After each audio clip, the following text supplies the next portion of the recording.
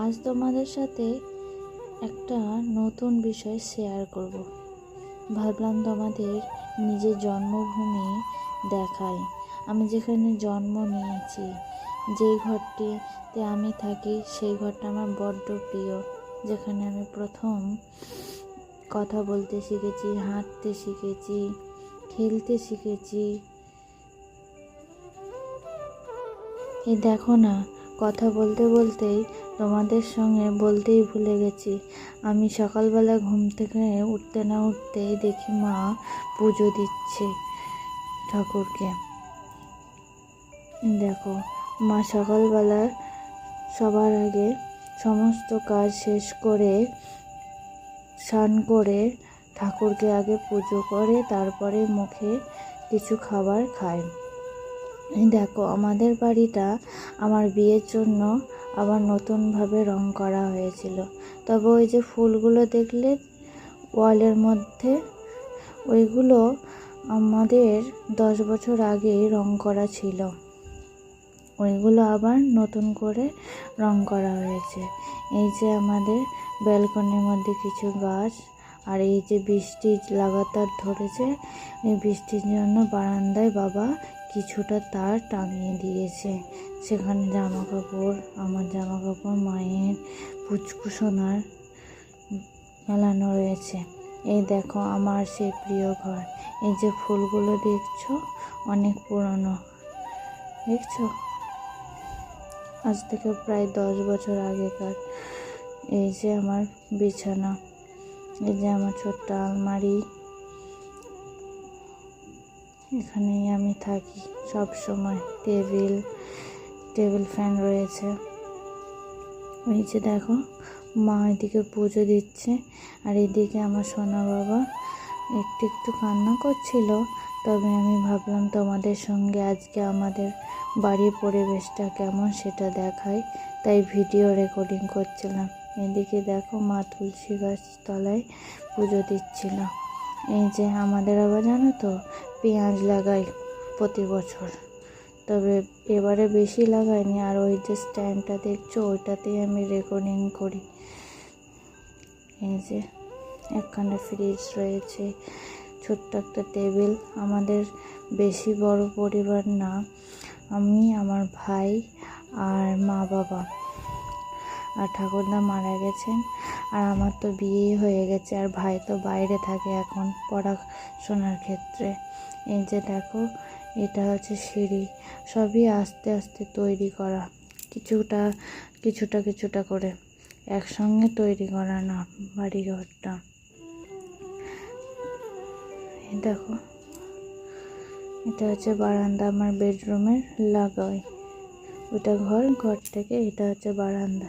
তার থেকে চলে এসে এটা একটা বারান্দা, এর পাশ থেকে সিঁড়ি উঠে গেছে। আর এখানে এই জায়গাটা শুধু পড়েছিল, তাই আমাদের এইটা খাট সিস্টেম চৌকিটা এখানে লাগানো হয়েছে, আর একটা ওয়াল ফ্যান দেওয়া আছে। আর এই যে পাশে এটা বাথরুম।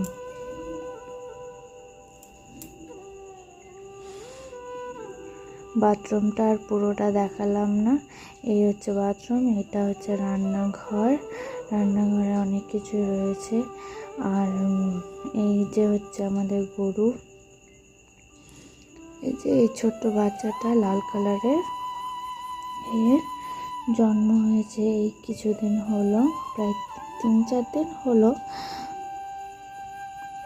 তো এই দেখো, আর এই বাচ্চাটাকে বিক্রি করে দিয়েছে, তবে ওই যিনি কিনেছেন তিনি এখনো নিয়ে যায়নি।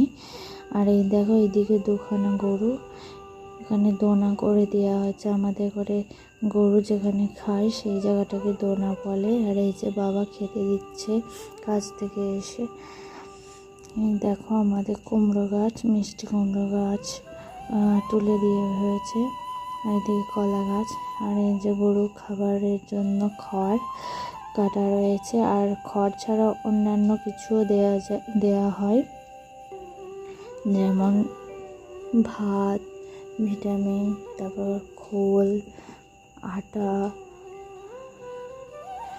সবই দেওয়া হয়। আর যত্ন করতে হয় নিয়মিত, 2 দিন 1 দিন পরপর স্নান করা হয়। আর এই কয়েকদিন বৃষ্টির ওয়েদারের জন্যে পুচকুর জামা কাপড় এই দেখো নার্স রেলিংয়ের গায়ে মেলানো রয়েছে। এটি হচ্ছে আমাদের আসার রাস্তা।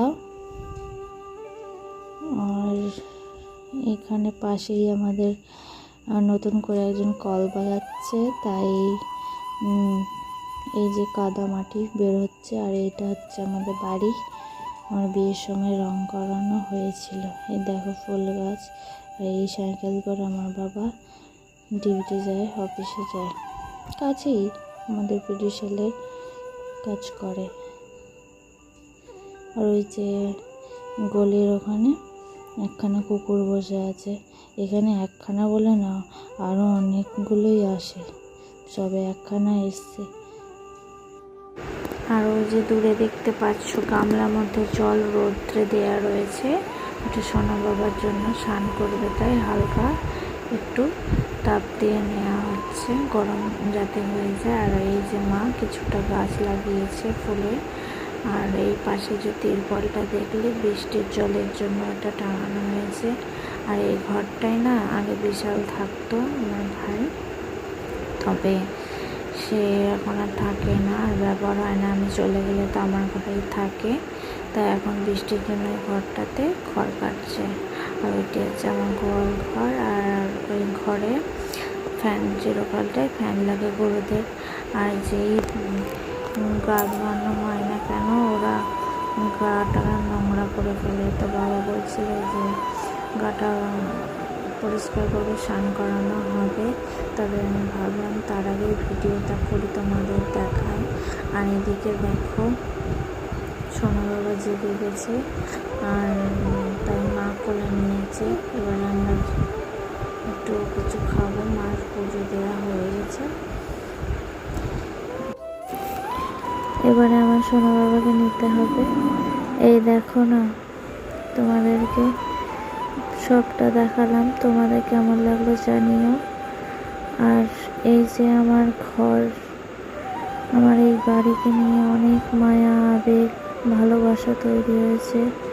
এত বছর ধরে ছিলাম, এটাই তো স্বাভাবিক। আর এই দেখো না, কিছুদিন বাদেই আমাদের দাদা আমাদের দুজনকে নিয়ে চলে যাবে। আজকের মতো এইটুকুই। সবাই ভালো থেকো, সুস্থ থেকো, টাটা।